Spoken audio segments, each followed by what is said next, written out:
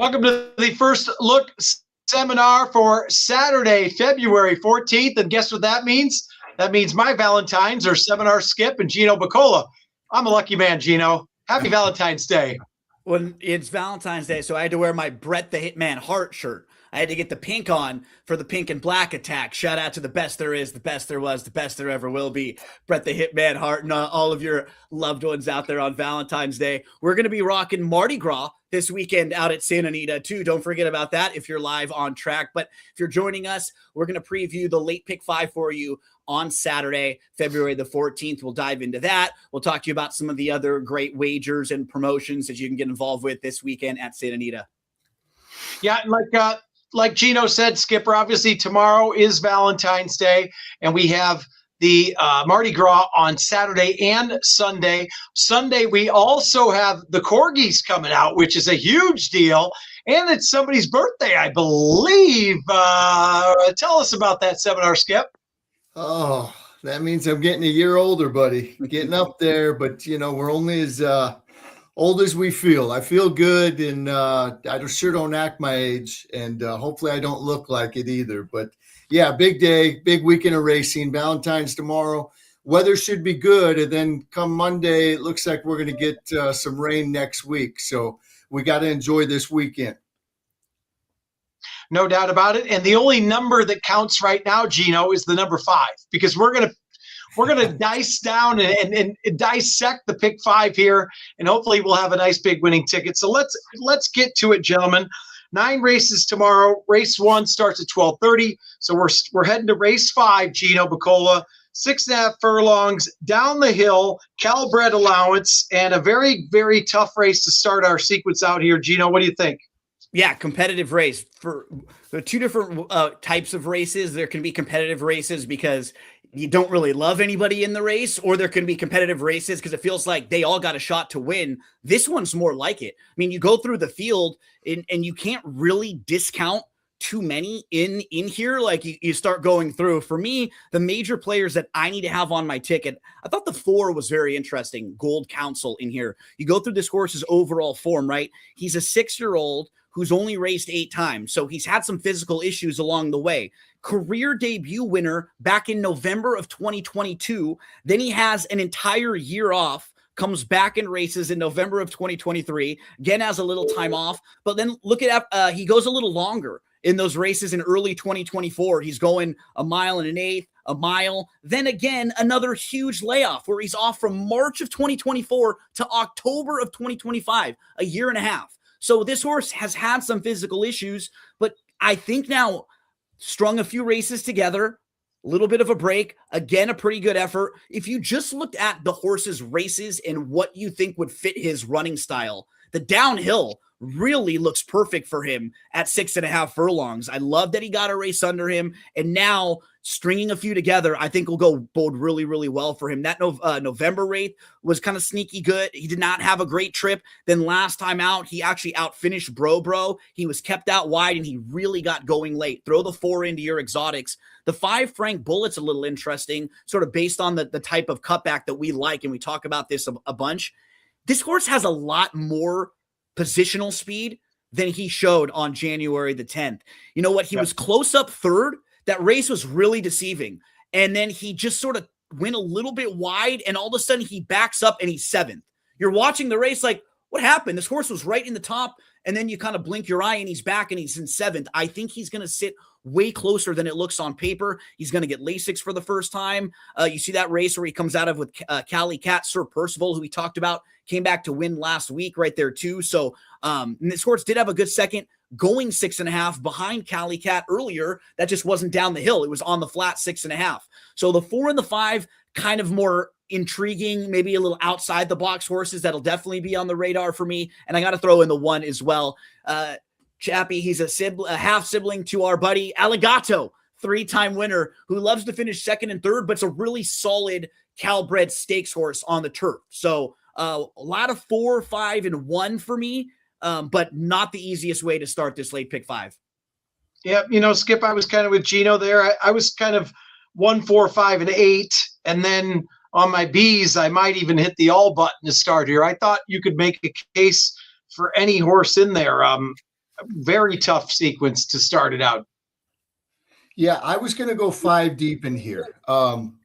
Maybe that's too deep. The one looks like it's an improving sort, never been on the grass, but should like the grass. Hate that rail draw from the inside. Mark Glatt's having a good meet, and sorry to hear about Mark's wife that passed away yesterday, and John Sheriff's, why we're talking about that. But so the one's going to be on the ticket. I'm going to use the 3 also. Cesar D'Alba claimed this horse 2 back. First off the claim, didn't run that bad. Showed speed, got a little tired late going 6 furlongs on the flat. Now goes down the hill. He takes the blinkers off. I like that move. And Hector Barrios is on, so I don't need to say too much more about that. I'm going to use 2 other ones.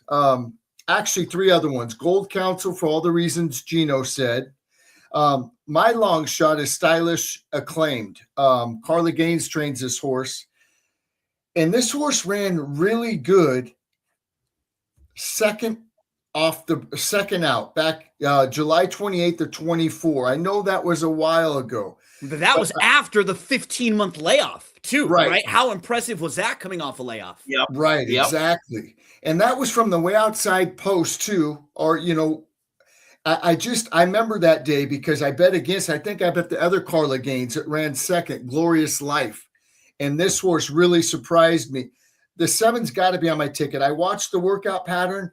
I like it. I like the works on the 4th and on February 5th. I thought they were good works. And I'm also going to throw in Bro.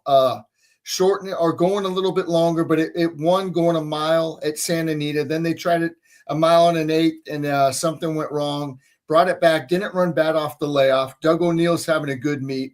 I'm going to go 1, 3, 4, 7, 8 to start things off. And that's what makes it so tough, Chappie. Like, we didn't even mention the checks on the way, who, if you just eliminated the January 15th race, the form prior to that really fits with this group. But you just got to be forgiving about that last race. Bumped, got checked, steadied down on the inside, like did legitimately have trouble.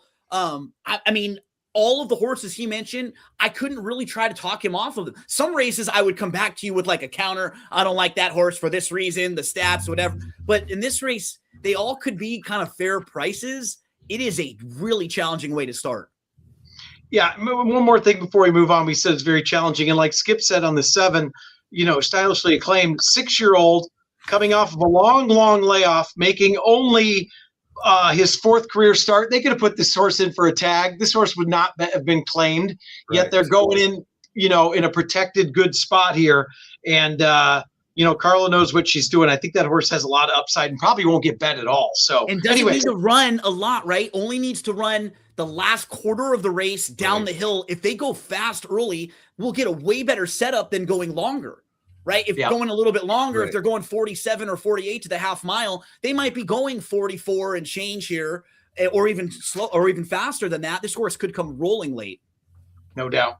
All right, Skipper, let's come to you. Leg 2, $50,000 maiden claimer. Calbred's running once again here, and a field of 6, but not the easiest spot here for leg 2. What are your thoughts?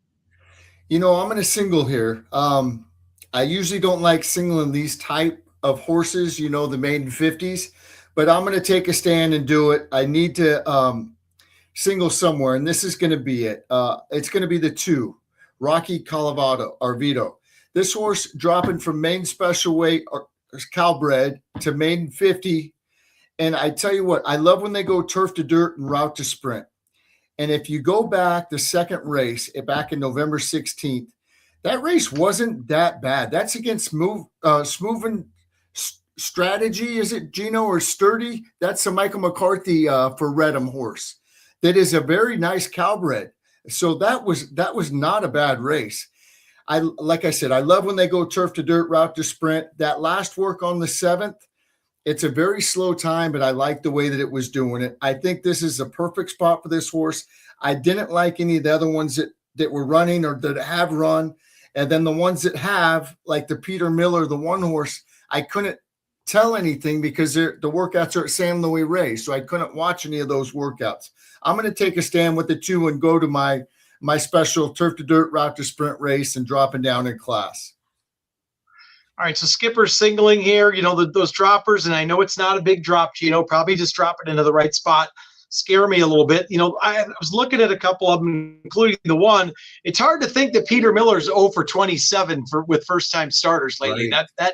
That shocked me. But what are your thoughts here, Gino? Yeah, the tab's a little spotty on the 1-2. That concerns me a bit. Like you look, there's only 3 works since the start of the year, right? January 10th, the 21st, the 4th. They're not quite like clockwork when you look at them all. Also, the one I had some fun names in here, right? Like you got the Exacta of Cottonmouth and I'm Always Thirsty. Shout out to that one. I like that one. You got the Rocky Colavito, who's the single who Skippy was just mentioning. That's the baseball player who, probably a name that a lot of people in this era don't remember.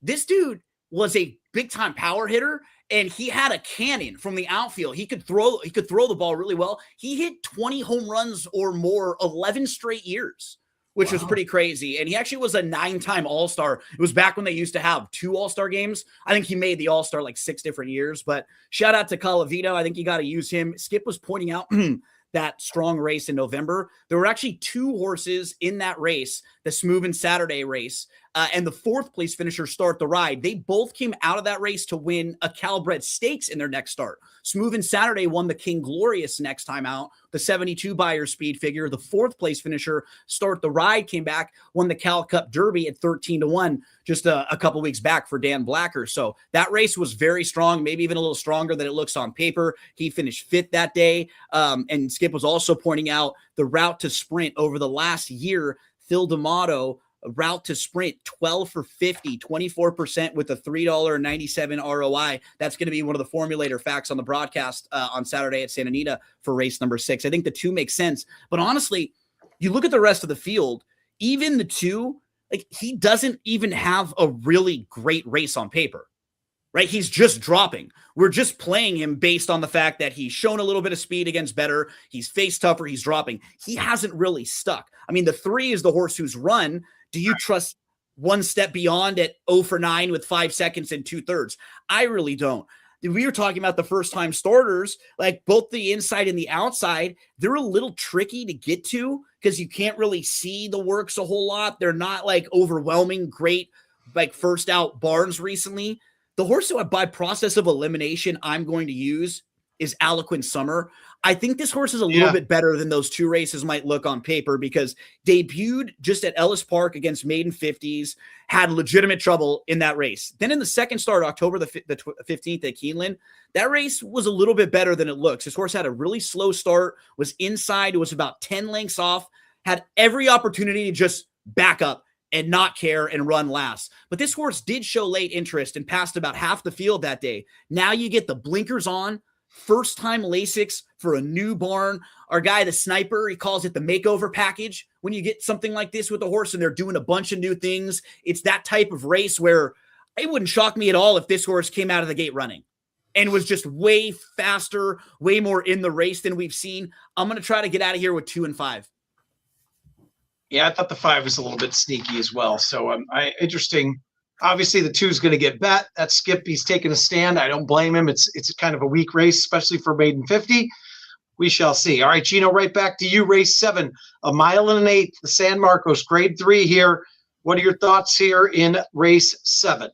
Yeah, and it's likely the Truly Quality is going to scratch out of this race and wait for the San Luis Rey on March the 21st. That was information posted in a DRF article just a few days back, so you can check that out. You have the 3rd through 7th place finishers from the San Gabriel that are all back in here. So you have a lot of horses who come out of the same race. That makes it a little bit tricky. But, guys, this is another field of horses that I think you start with Gold Phoenix, right? From a class standpoint, Gold Phoenix is head and shoulders above this group. But Gold Phoenix is now 8, and this is a starting point for Gold Phoenix. We know this is a horse who always likes to point for Del Mar, where he's going to be primed up and ready to run big races down there and to try to get him ready for the Breeders' Cup. So I don't know if he's going to be 100% ready to fire his best race off the bench. I will say it may not even matter against this group. Like, he may be that much better than the group that his B race or a B plus race could still beat this group. But I want to use him and 1 or 2 others just in case. I'm absolutely using Grogu. Shout out to Baby Yoga if you're a Mandalorian fan. They had a new trailer for that in the Super Bowl. The Grogu and the Mandalorian. That'll be the new Star Wars movie coming out this year. Grogu actually ran pretty well in the last couple races, and I don't think is facing a bunch of monsters in here outside of Gold Phoenix. If Gold Phoenix is not 100% ready, I'm looking for some others that are interesting prices. You get the cutback for Grogu, who won going 1.25 miles 2 starts back. That was a really good effort. Last time out was about 6 lengths off and then backed up to 10 off and just had nowhere to go and was buried inside and was traveling really well, had a steady, lost all momentum, lost a bunch of ground. By the time this horse got some room, it was late in the race, and that was going 1.5 miles. So I just think that was too far. The cutback should really help. Grogu is a big price on the morning line I'm going to include, and I also am going to throw back in a horse that we have kind of left out for a while, I at least have, and that's Endlessly. I thought Endlessly ran pretty well last time out, kind of getting back to form. This is a horse who at one point was one of the better turf horses in the division, and then went to the Kentucky Derby and just hasn't really been the same since. That race in the San Gabriel was sneaky good. This horse was in between horses, did catch a little bit of traffic. I thought it was one of the better recent performances, stringing a few together now. I think Gold Phoenix is the one to beat. I'll throw in a couple of fun prices of Endlessly and Grogu. Well, I'll tell you 2 things I know. One, I didn't know the 4 was going to be scratched, so that throws me way off. And 2, Skip and I have no idea what Grogu was. I think I'm speaking for Skip when You were right. That's why I'm here. That was a no-brainer. Yeah, exactly. So, Skip, I'm sure you're going to be on Stay Hot. I will now go to Stay Hot instead of True Quality. Anything else to add there? I mean, we don't know about the 9, right? I mean, I'm going to go too deep. I just wasn't sure if the 9 would be ready first off the break. Obviously, they're going to be thinking, like Gino said, bigger races, bigger purses, and of course down at Del Mar, in the summertime. But he's been training really, really good. The last 2 works, I put really good works. I know they kind of set it up in front of him. There was 2 horses going head and head in front of him, but the way he just angled out and went right by and kept galloping out, very nice. He looks like he's ready to go. Obviously the class of the race, he ran really good in that Breeders' Cup race. So I got to put Gold Phoenix, but my other horse, I'm only going too deep. My other horse I'm going to use is the 5, Mondego, for Michael McCarthy, the other Michael McCarthy. He's got Endlessly too that Gino liked. I watched that San Gabriel a few times, and I really thought Endlessly or Mondego ran the best of the bunch in there. It hugged the rail. I love the way that he galloped out. The farther, the better for him. That was at 1.8 miles. They're going 1.25 miles tomorrow. I think the distance is going to be great for him. He came back to work good. I'm going 5 and 9 in here only. And you know what, Skip? All right, I got one more question for you here. Yeah, and I may have to shorten up in the next race or two where I have a stronger opinion, because I this was the last horse I thought about using, and you mentioned, and who is going to go to the lead in this race? Right. There might be a shot that There might be a shot that Jaramillo gets him towards the front. He's a very good jockey at getting horses towards the lead. At one point, this horse did have a little more speed than he's showing right now. I mean, there is nobody else in here that wants to be close to the front end. I think just because he's had some of those races, I'm going to have to throw him in and include him. Right. Yeah. He looks that great. Was my question. I was going to say. Yeah. Right. It's almost like we've done this together a few times, right? I sort of knew where you were going. Yeah, exactly. All right, Skipper, back to you. Race 8, 5.5 furlongs, maiden 20. Tough. These maiden 20s can be difficult. I thought this was a very interesting race. Full field here. What are your thoughts here? A couple droppers. How do you look at this spot? I plan on going 4 deep in here. The 2, Pop Paul, definitely. This horse is shipping in from Churchill Downs. It did run first time out, and its first maiden race back in January of last year here on the grass. Went to Churchill Downs, drops in class. Bob Hess DeSormo. They've been a deadly combo throughout the years. 2's going to be on my ticket. You know, I usually don't use horses that once they get like 0 for 9, 0 for 10, I just give up and I don't use them because I think they just don't want to win. They're pack animals. They just want to run with other horses. But this horse is dropping in class. I'm going to use them. I'm going to use the 3. So the 2 and 3 for sure are on my ticket. And then we go to my long shot is the 8. Go Trigger Cut. Dropping in class, blinkers off. I like both of those moves. I know it looks terrible on the form, getting beat 7 lengths, 11 lengths, and 18 and a half lengths. I'm just hoping maybe the blinkers off. You know, they put him on last time, and that was the worst race of his career. Take him back off. It came back and worked twice after that last race, which I like. It's not like it came back and worked once or maybe didn't come back at work at all. They worked this horse on the 1st and on the 7th, 6 days apart. So I like that. I like that Karushi Kimura is jumping aboard this horse. He's having a great meet. So the 8's going to be on my ticket. Then the other one is going to be the other class dropper for Sadler, Video Review. This horse goes turf to dirt, drops down to 20. Boy, that last race was bad. It showed speed and it just faded, got beat 12 3/4. But I'm gonna use that one because of the turf to dirt, second off the break, dropping down in class. So I'm gonna go 2, 3, 8, and 9. I thought about using the 11, but Gina was talking about the breaks and the work and the inconsistent work tab. And look at it. It was February 2nd, then January 16th. That's at least 2 works right there.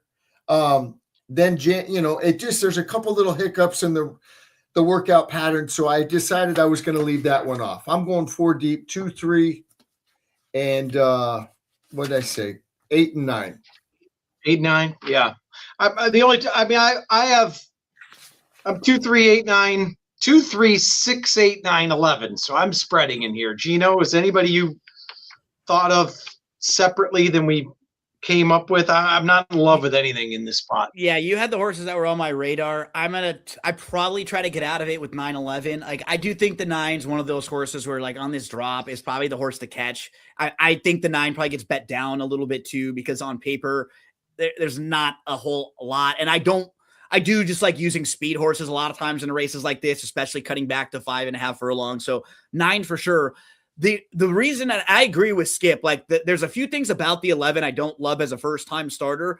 The reason why I'm okay in this spot is just because it's really at like the bottom level here, the bottom level of maidens. Like, this horse doesn't have to be all that great to still be really competitive in this race and to run. And I think to be like right in the mix late here, if I'm just looking at some of the things that I go through with first time starters, this horse is won the debut, was 2 for 4. Was 3rd in the grade 1 Frizette, and then tried the Breeders' Cup Juvenile Fillies. So it was really precocious and was good early on in the career, was a win early type horse. And the only work out available that I was able to see was out of the gate on December the 31st. It was actually not bad. It was on first.tv. It was right. Like solid for this level. 6 siblings that the dam has had to race, 4 winners, 3 multiple winners.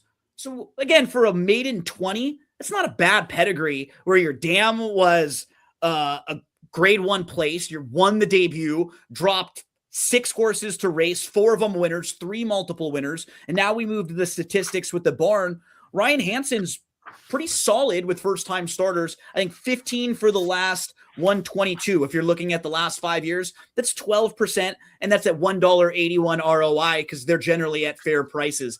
Nobody in this race scares me at all. If the 9 doesn't catch a flyer and open up, I would have honestly done exactly what you were doing, Chappie. I would have used the 1, 2, 3, 6, maybe the 8 who Skip was talking about. I'm probably going to try to go 9-11 here and just shorten up as best I can with these 2. All right, 9-11. All right, Gino, we go to the last race, which is a very, very competitive maiden special weight, 6.5 furlongs on the turf, on the main, not down the hill. I put tough race on this. I had a single earlier in the card, but that's the one you said is not going to run. So I'm going to have to go back and reassess how I'm going to play this. But I thought this last race was very tough, Gino. What were your thoughts here in the final leg?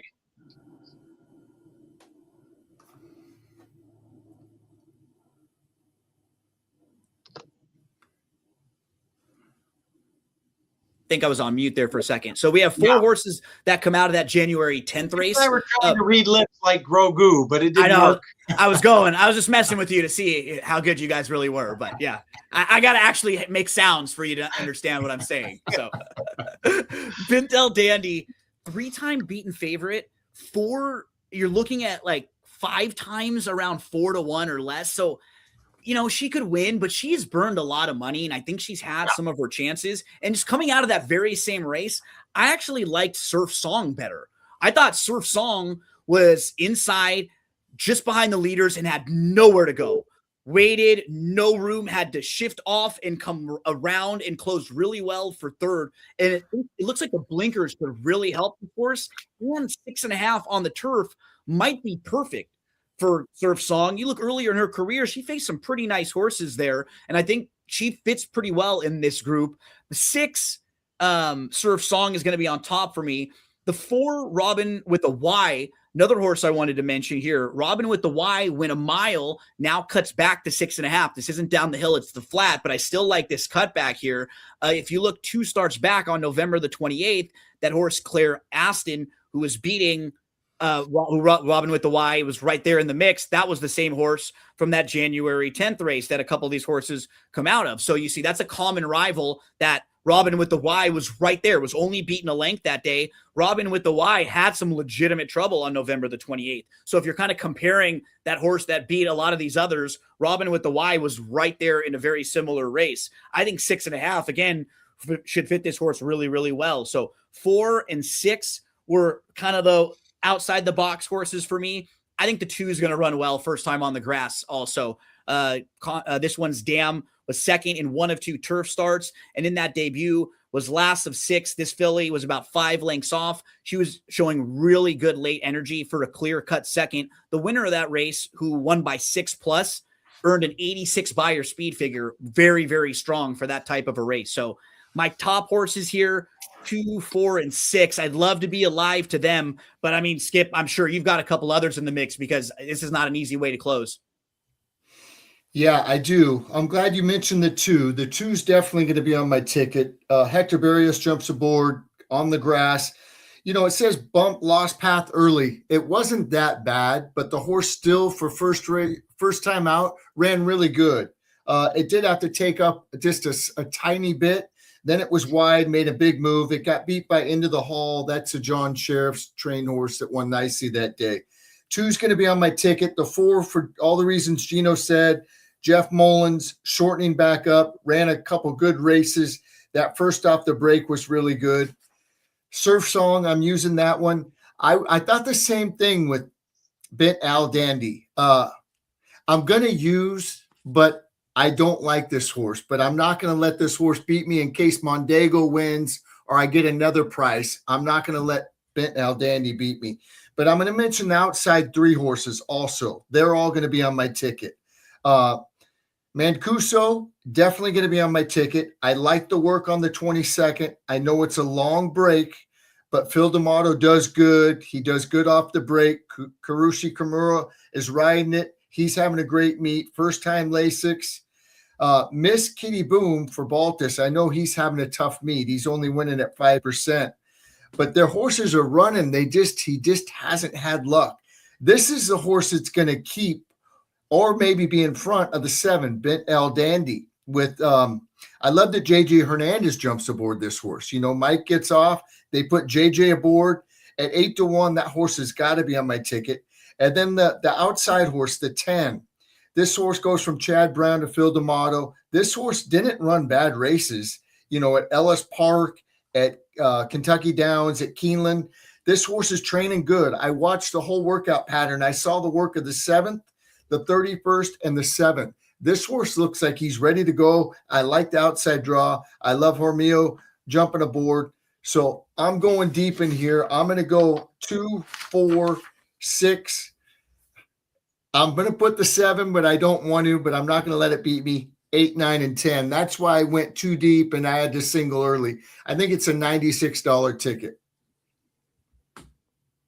All right, I'm using the same ones Gino is. I mean, you, Skip, are I'm using exact ones you are, Skip. And Gino, I'm starting to go out a little bit. I'm starting to fade here, my computer. So hopefully wrap us up a little bit, will you, for the weekend?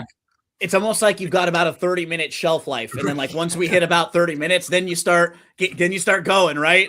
But don't forget about all the different wagers you can play. We just set you up for that late pick 5 sequence tomorrow, but they also have the coast to coast pick 5 sequence from First Racing and the Sunset 6, which is the last 3 races at Santa Anita. We just talked about those, and the last 3 races from Gulfstream Park every Friday, Saturday, Sunday. Those are great too because they have no CAW wagering. So none of those big players that are all coming in and kind of hammering the odds down late, they're not involved in those. And 15% takeout, dollar-based minimum. The Pick'em contest, if you're a college basketball fan, and you like to play those games, there's a lot of those this weekend. You could win $500 for free. Pick'em.santanita.com. Check out all the tournaments at expressbet.com/tournaments. We already mentioned this weekend, party time, Mardi Gras, and have a great Valentine's Day with all your loved ones out there. One more, President's Day sale at DRF, shop.drf.com. Got to get all the plugs in. There we go.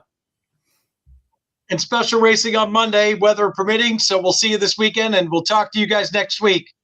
Thanks, guys.